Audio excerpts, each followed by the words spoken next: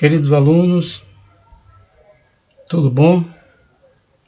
Estamos aqui postando a nossa segunda videoaula para vocês. Espero que vocês tenham assistido a primeira aula já e já tenham feito a leitura da interpretação do conto psicológico O Vô Maurício e os Livros e que vocês já tenham feito as atividades das páginas 68 a 71, tá bom? Essa videoaula de hoje, que eu estou postando para vocês, é para vocês fazerem a segunda atividade aqui, é hora de produzir.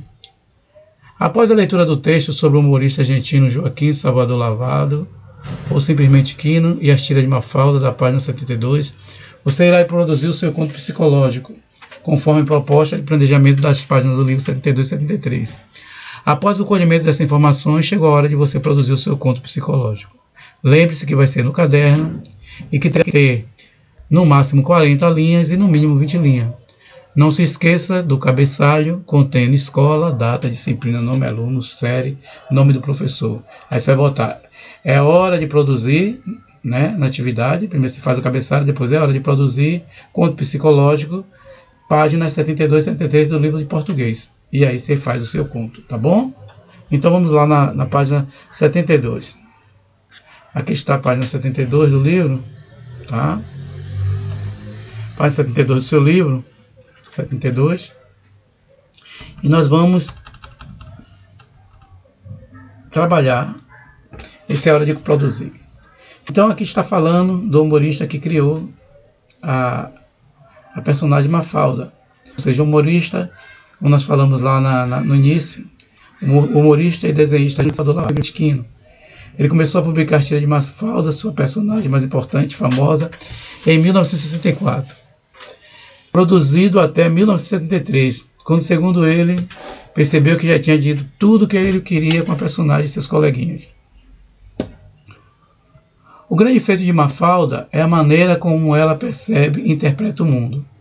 Embora seja uma criança, ela tem opiniões extremamente críticas sobre a realidade e se preocupa bastante com os problemas do mundo e de seu país, a Argentina. Por exemplo, durante os quase 10 anos em que foram publicadas as tirinhas, de 1964 a 1973, o mundo vivia intensos conflitos, como o autoritarismo dos governos militares, a tensão da Guerra Fria e a absurda Guerra do Vietnã, a explosão do consumismo, que infelizmente hoje nem se compara com aqueles tempos, o consumismo terrível, mas vamos lá, vamos continuar. Assim, todos esses eventos foram temas das tirinhas de Quino, sempre de maneira muito crítica e reflexiva. Continuando, deixa eu enquadrar aqui. Para você ter uma ideia, esse posicionamento crítico a respeito da realidade da época era representado até mesmo no nome de alguns dos personagens. É o que acontece, por exemplo, com a menina Liberdade e a tartaruguinha de estimação de Mafalda, que ela nomeou simplesmente de Burocracia. Liberdade foi desenhada como uma menina cujo corpo era minúsculo, extremamente como é das pessoas de serem livres. Já o nome é a lentidão com os que os órgãos estatais realizavam suas ações. Interessante. Para conhecer melhor essas personagens e se divertir com suas histórias, confira o livro todo, toda a Mafalda, da primeira à última tira. Será a última oportunidade para dar uma boa gargalhada e ter uma aula de crítica inteligente. Esse recurso de explorar a duplicidade de sentido das palavras já foi empregado de forma muito engenhosa por alguns autores na produção dos contos psicológicos. É isso que você vai fazer agora. Então, vimos aí a contextualização da criação de Mafalda, onde Quino, seu autor, faz crítica ao governo argentino, ao seu país e ao mundo em modo geral, ao consumismo. E, depois dessas informações, vocês vão fazer o conto psicológico proposto nessa atividade desta videoaula. Vamos lá. Qual é a proposta? Você vai produzir um conto psicológico para ser lido em uma roda de leitura. Essa roda de leitura, por enquanto, está de stand-by. Essa roda de leitura vai ser aí sua família, tá, turma? Você vai produzir o conto psicológico e vai ler para sua família o conto produzido por você, tá certo? E nesse texto você deverá explorar a duplicidade de sentido de uma palavra. Mesmo que essa duplicidade não seja aparente, você poderá fazer como Quino. Continuando. Nós vimos que Quino criou a tartaruga, criou a personagem Liberdade, então, duplo sentido. Aqui ela criou uma personagem pequenina com o nome de Liberdade, justamente para criticar a falta de liberdade que marcou aquela época. A seguir, sugerimos algumas palavras para facilitar sua criatividade. Você poderá escolher uma delas ou utilizar outras. Fica a critério, tá bom, turma? Aqui tem algumas palavras: espinho, vida, aurora, céu, estrela, luz, verdade, esperança, joaninha, pena, muro, mas aí você fica à vontade. Use a sua criatividade. O importante é que você faça com que o seu conto psicológico consiga trazer a realidade da duplicidade dos pensamentos. Vamos lá. Planejamento. Como seu texto será um conto psicológico, será necessário definir primeiramente quais serão as duas narrativas que você fará em uma só. Lembre-se de que uma dessas narrativas abordará a realidade exterior e a outra a realidade interior psicológica. Pensando nisso, defina. Então vamos lá, você vai ter duas realidades de narrativa. Uma exterior que se passa no contexto externo, no contexto ao teu redor, e a interior, que é a duplicidade, onde você vai criar a psicologia, ou o seu conto psicológico, tá bom? Então, pensando nisso, continuando, defina. Primeiro, como será a realidade exterior e a interior? Você vai pensar aí e vai criar. Segundo, como o protagonista do conto entrará em contato com o seu interior?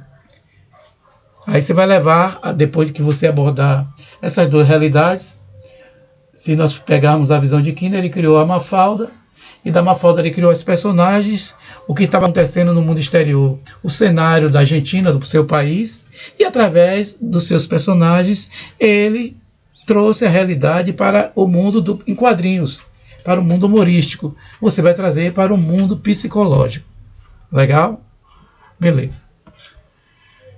Como o protagonista do conto entrará em contato com o seu interior? Agora, que personagem será antagonista? Quem são antagonistas?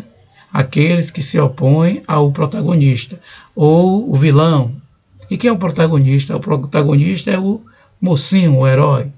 Então, que personagem será o antagonista? Quem é que você quer falar interiormente da parte exterior do que está acontecendo? O que é que você vai querer contextualizar? Então esse antagonista será automaticamente o exterior, que você vai trazer para a sua reflexão do seu conto psicológico. Como se dará esse conflito psicológico? Qual o cenário, qual o local, qual a situação? Tá? E como o conflito será resolvido? Qual o desfecho final desse conflito? Beleza? Além desses pontos, é muito importante você observar o uso das orações subordinadas substantivas na construção da sua narração. Agora aí nós vamos começar um pouquinho. O que são as orações subordinadas substantivas? Professor, orações subordinadas substantivas, que nós trabalhamos bastante nas salas de aula, é quando uma oração depende de outra oração para fazer o sentido. Onde nós temos a oração principal e a oração subordinada substantiva. Beleza? Joia. Então vamos lá. Lembre que o auxílio da oração subordinada nós temos as conjunções. Nós temos as conjunções que e se. Temos os auxílios dos objetos diretos, dos objetos indiretos. Tá? Temos os auxílios dos predicativos nominais e predicativos verbais. Beleza. Então, as orações subordinadas substantivas na construção da sua narração. E elas podem ajudar bastante você a narrar os fatos. Aí é para nós evitarmos as repetições de palavras de duplo sentido, ou seja, alunos, contos psicológicos. Então, as orações subordinadas substantivas fazem com que você faça a narrativa agradável, onde a oração principal vai ficar dependente da oração subordinada, porém trazendo um contexto agradável para quem escuta e para quem lê. Tá bom? E aí agora você vai lá fazer a avaliação, depois de construído o seu conto psicológico. Você vai fazer a avaliação. Para avaliar o seu texto, faça uma releitura observando os seguintes aspectos. Então, quais serão os aspectos analisados? Você vai ver, o conto está baseado na duplicidade de sentido da palavra escolhida na proposta? Então, sim, não. Você vai dizer, se sim, tá baseado na duplicidade no sentido da palavra que eu escolhi. Sim ou não. Há duas narrativas entrelaçadas, uma exterior e outra interior? Sim ou não? Você vai responder. A realidade exterior e a interior estão caracterizadas? Você vai responder se sim ou se não. O texto está claro? Você vai responder se sim ou se não. É possível ao leitor diferenciar o que é exterior e do que é interior? Lembre que o conto psicológico ele passa na mente do personagem. É dentro da mente do personagem. Então, é um conto ao qual narra a realidade externa, mas vivida no mundo interior, na mente do personagem. Há um conflito psicológico? Se sim ou se não. Beleza, turma? Essa é a atividade proposta para essa semana, para essa videoaula, perdão, que vocês irão realizar, tá bom? Irei postar a próxima videoaula para os próximos passos que nós iremos abordar. Quero trazer aqui para vocês, queridos alunos, uma reflexão. Graças a Deus, a escola já aprendeu a lidar com essa situação atípica. Os professores já se enquadraram à realidade atual. Agora é preciso que vocês aí nos dêem o retorno. Como é que vocês nos dão o retorno? Vocês nos dão o retorno assistindo as videoaulas, fazendo as atividades que estão atrasadas, fazendo as atividades da videoaula. E por acaso, se vocês tiverem alguma dúvida, entrando em contato com a escola, com nossa coordenadora Jamile, e dizendo quais são as dúvidas que está surgindo. Está tendo a compreensão legal? Sim. Estou tendo dificuldade? Tá. Onde é que é preciso melhorar? Para que nós venhamos cada vez mais avançar. Nesse período nós estamos tendo um novo aprendizado, um novo tipo de interação. Então todo aprendizado ele tem suas causas e tem suas consequências. E todos nós educadores, todos nós da área educacional queremos verdadeiramente desafios. Desafios para que vocês verdadeiramente alcancem sempre o melhor que nós possamos oferecer. Mas para isso nós precisamos que vocês se empenhem, se dediquem e caso haja dúvida, vocês mandem para nós os feedback. Tá bom, turma? É só isso por enquanto nesta videoaula. Que Deus abençoe a todos.